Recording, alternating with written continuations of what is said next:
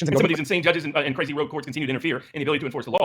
Time to ignore those courts. I mean, that day is coming quicker and quicker. We don't have a constitutional crisis. We have a constitutional confrontation. President Jefferson impeached the Chief Justice of the U.S. Supreme Court because of his rogue and wayward behaviors. President Jackson said, "You made your order, now you go enforce it," and refused to enforce it. President Lincoln suspended the writ of habeas corpus, and when the Supreme Court said he couldn't, he said, "Shove off, I'm still suspending it." When Franklin Delano Roosevelt was told that he couldn't pass labor law reform, he said, "I think you boys need some more judges up there. Let me send you 9 more." This constitutional confrontation is built into our political DNA in America because the courts often get rogue and often go wayward. It's thanks to the courts that Native Americans lost property rights in this country. It's thanks to the courts that slavery continued in this country. It's thanks to the Supreme Court that we got stuck with the Civil War. It's thanks to the Supreme Court that we got separate but equal in segregation. That was an invention and creation of the courts to impose on our entire country. It was thanks to the courts that we got eugenics. It was thanks to the courts that we locked up people based on ancestry, race, and other identifying factors. It was thanks to the courts that decided to intervene in a haphazard, reckless way that undermined the ability to racially integrate America because of their ridiculous busing orders in places like Boston, Massachusetts. So it was the courts that decided to weigh in on and decide that they are our priests for whether we would have gay marriage or what abortion law would be in our local community. So they have been failed institutions, and it is long overdue that we relegate them to the place that they belong in, which is more writing advisory opinions that we can take into consideration and then resolving individual disputes between individual parties with individual consequences. Beyond that, they need to be hemmed in. They've been constantly hemmed in by our founding generations, and they're putting us in a place like the Paxton case reveals, like these other Trump cases reflect, where Trump is going to have no choice but to confront them for their wayward and rogue behaviors because Congress doesn't have the chutzpah to do it,